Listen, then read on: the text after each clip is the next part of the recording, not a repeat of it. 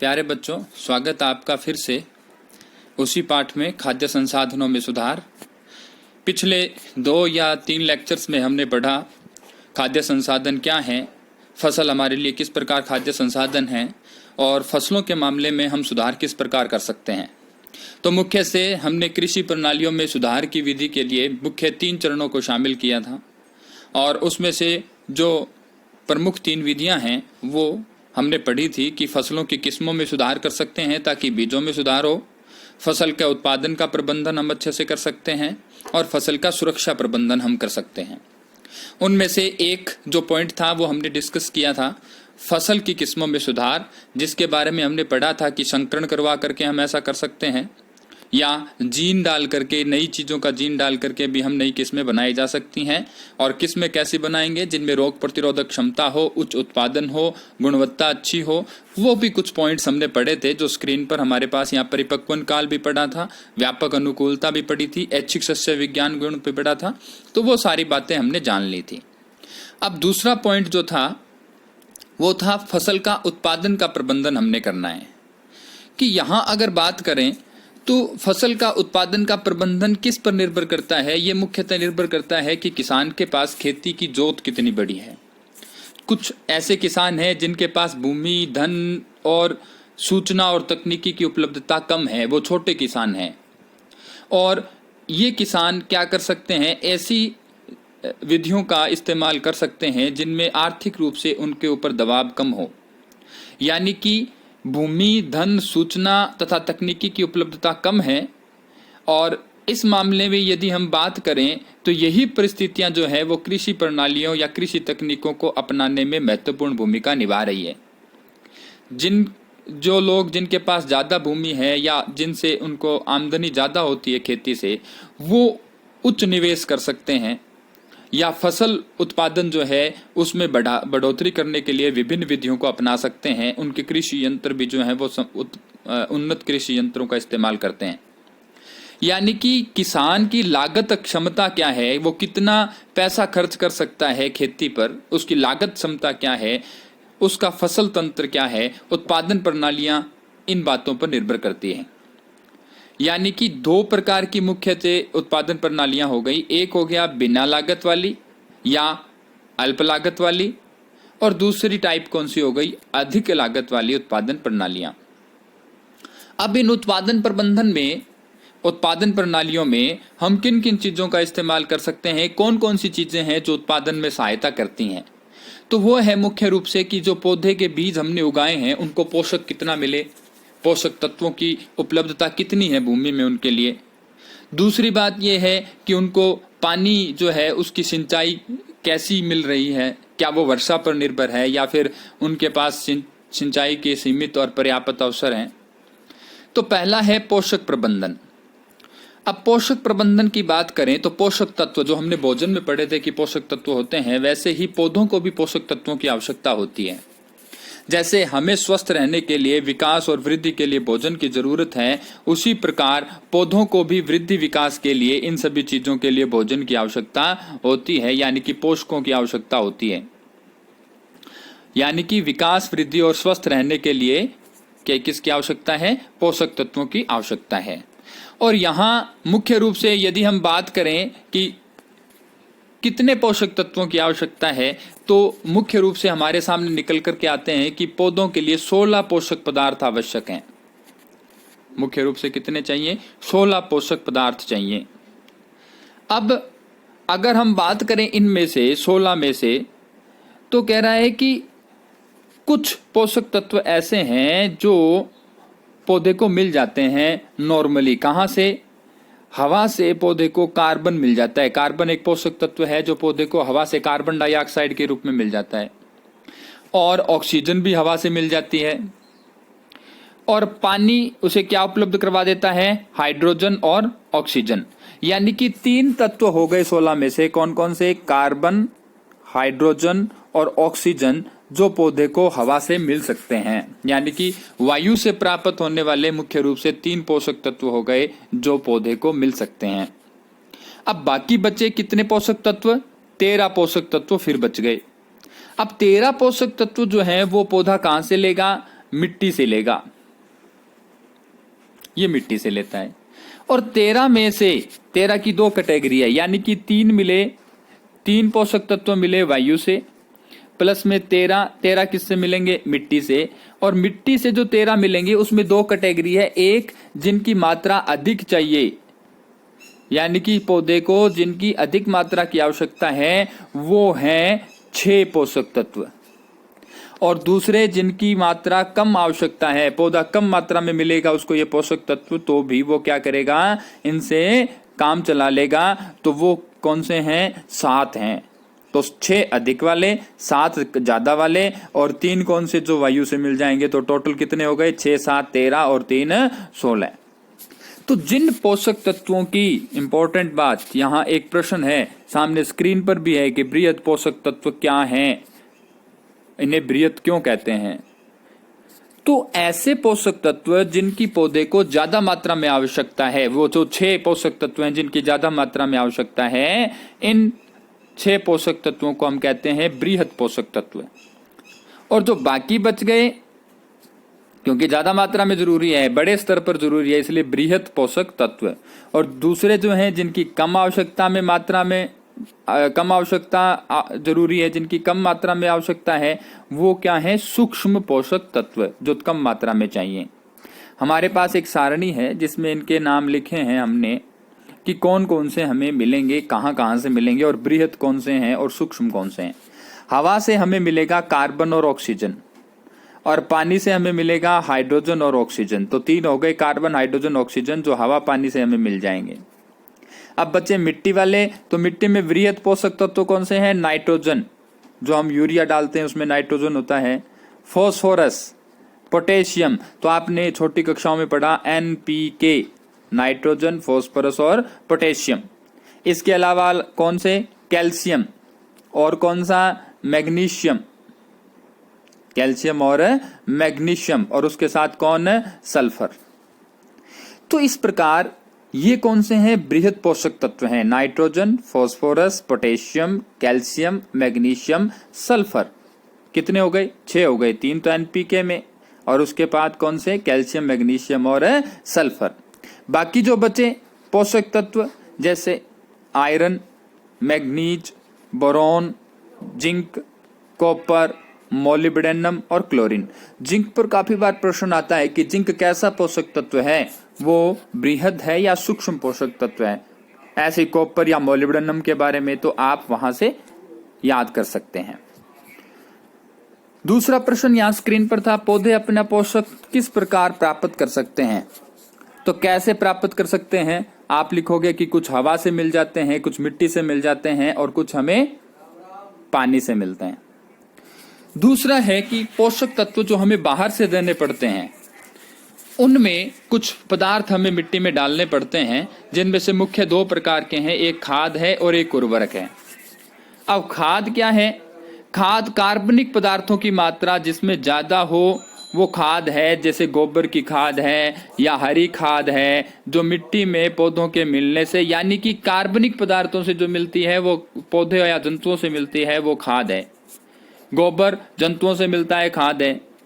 यानी कि जो हरी फसल है, कई बार हम क्या करते हैं कि हरे पौधे खेतों में उगाते हैं और उनको मिट्टी में मिला देते हैं, तो उससे जो हरी खाद बनती है वो भी क्या है, पौधों से मिल रही है, तो वो भी क्या हुआ, कार्बनिक खाद भी, कंपोस्ट भी कार्बनिक खाद है। तो कार्बनिक, अब खाद के बारे में हमें एक पॉइंट तो ये हुआ क्लियर कि ये कार्बनिक पदार्थों की मात्रा इसमें अधिक होती है। ये याद करेंगे हम, खाद और उर्वरक में अंतर लिखने में सहायता करेंगे हमारी ये। दूसरा क्या है कि यह मिट्टी में जो पोषक तत्व प्रदान करती है वो कैसे, अल्प मात्रा में। ध्यान देना यहाँ, पहला पॉइंट ये हो गया कि इसमें कार्बनिक पदार्थ ज्यादा होते हैं। दूसरा क्या हुआ, कम मात्रा में पोषक प्रदान करती है खाद, इसलिए इसकी ज्यादा मात्रा में आवश्यकता होती है, ज्यादा डालनी पड़ेगी। मिलती कहां से है, तीसरा पॉइंट, अपशिष्ट से, पौधों के कचरे से या जंतुओं के अपशिष्ट से मिलती है।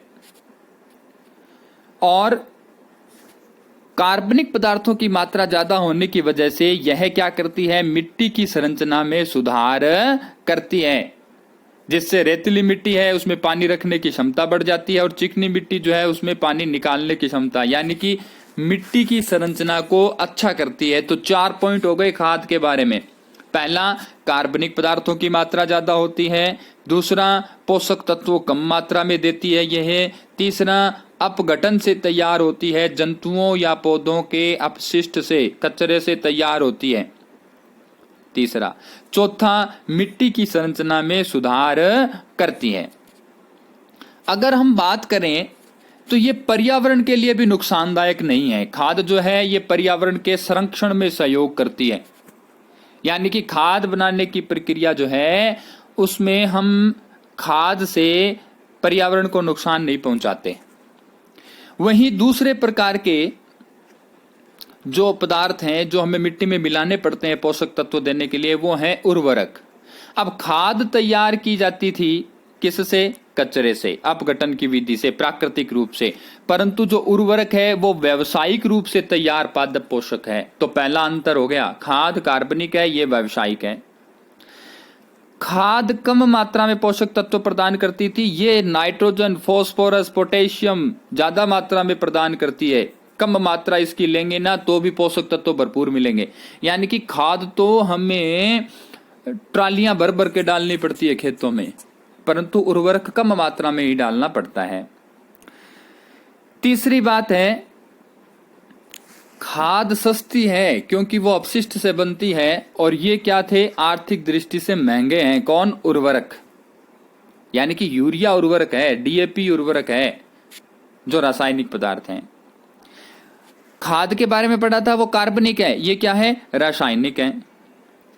उसके बाद क्या कह रहे हैं कि इनका उपयोग ना हमें बड़े ध्यान से करना पड़ता है, उर्वरकों का उपयोग, क्योंकि पानी में बह करके अगर ज्यादा मात्रा में हमने इसमें डाल दिया तो ये पानी में बह करके सीधा तालाबों के अंदर जाकर के मिल सकते हैं, जिससे ये प्रदूषण का कारण बनते हैं। तो खाद प्रदूषण का कारण नहीं बनती, उर्वरक प्रदूषण का कारण बनता है। तीसरा पॉइंट ऑफ डिफरेंस। यानी कि अगर हम बात करें तो ये हमारे लिए नुकसानदायक हो सकती हैं उर्वरक।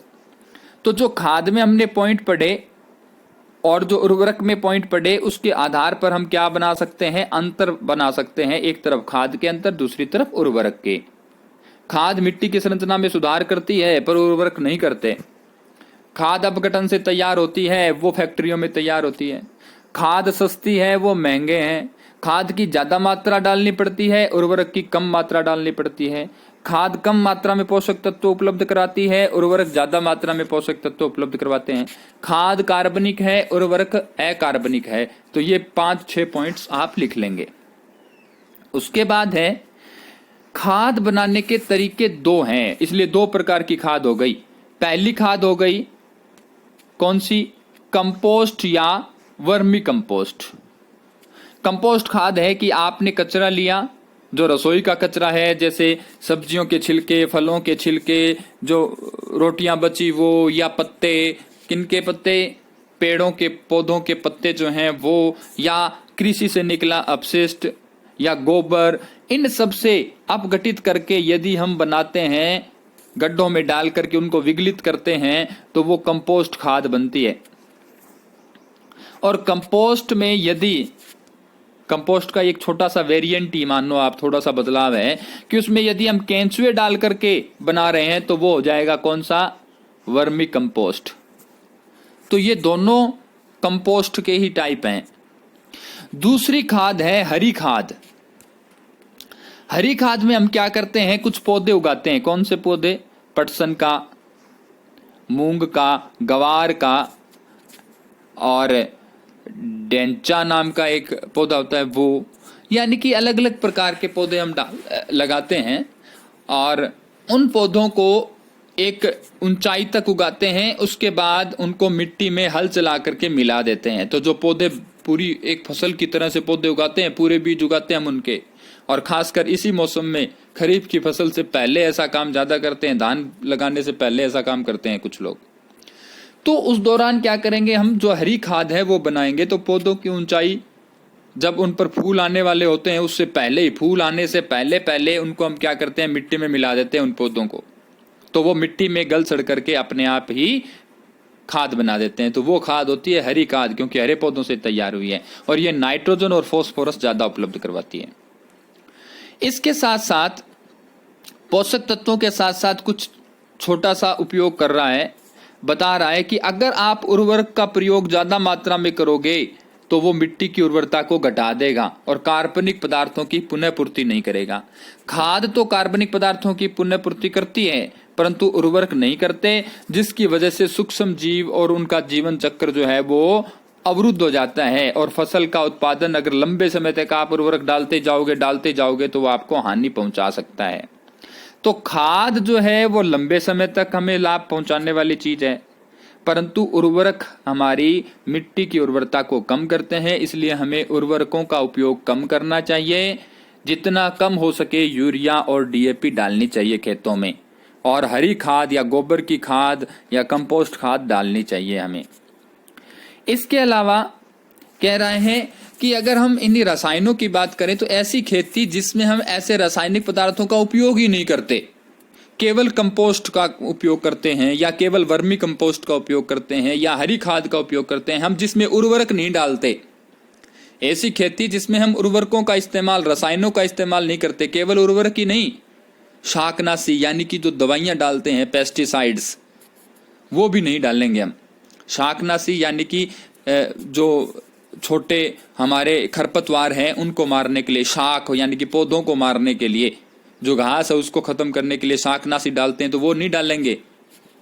अगर कोई ऐसी खेती करता है जिसमें ना तो कीटकों को मारने की दवाई डाल रहा है, ना घास को मारने की दवाई डाल रहा है, ना ही यूरिया यानी कि उर्वरकों का इस्तेमाल कर रहा है, तो ऐसी खेती जिसमें हम रासायनिक पदार्थों का उपयोग नहीं करते, वो खेती कहलाती है कार्बनिक खेती। प्रश्न आता है कि कार्बनिक खेती क्या है? तो क्या है कार्बनिक खेती? जिसमें रासायनिक उर्वरक, पीड़कनाशी, शाकनाशी का उपयोग बहुत कम या बिल्कुल भी नहीं करते और ज्यादातर क्या कार्बनिक खाद का या कृषि अपशिष्ट का उपयोग करते हैं। तो ये खेती क्या कहलाई जाती है? कार्बनिक खेती। तो यहाँ कार्बनिक खेती के रूप में लिखा है। नीम की पत्तियों से या हल्दी से हम क्या करते हैं? कीटनाशक बनाते हैं और इनका ही उपयोग हम खाद्य संग्रहण के लिए करते हैं। तो ये हमारा कार्बनिक खेती है। आजकल ऑर्गेनिक फार्मिंग बोलते हैं इंग्लिश में इसको, तो काफी ज्यादा मात्रा में इसका प्रचलन है। ऑर्गेनिक जो पदार्थ हैं उनको काफी ज्यादा मात्रा में बाजार में खरीदा जा रहा है। दूसरा है बेटा, यहाँ पोषक तत्वों के बारे में बताने के बाद सिंचाई का तरीका, फसल उत्पादन प्रबंधन है। और हमारे यहाँ ज्यादातर खेती जो है वो किस पर निर्भर करती है? वर्षा पर निर्भर करती है। उचित वर्षा होने पर भी हमारे यहाँ मानसून सही समय पर आती है तो ही हमारे यहाँ ज्यादातर फसलें होती हैं। तो सिंचित करने के तरीके हमारे पास बहुत कम है, परंतु कई बार क्या होता है कि पानी यदि ज़्यादा बरस जाए या पानी बरसे ही ना, सूखा पड़ जाए, तो उससे हमें समस्या होती है।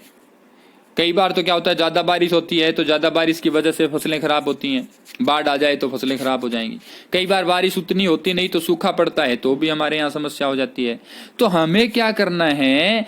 एक तो ऐसी किस्में तैयार करनी है जो जलाक्रांति, ज्यादा पानी मिले तो भी वो खराब ना हो, या सूखे में उगने वाली फसलें भी हमारे पास पैदा होनी चाहिए। तो ऐसे फसल बीज हम तैयार करेंगे जो हमने पिछले टॉपिक में पढ़ा।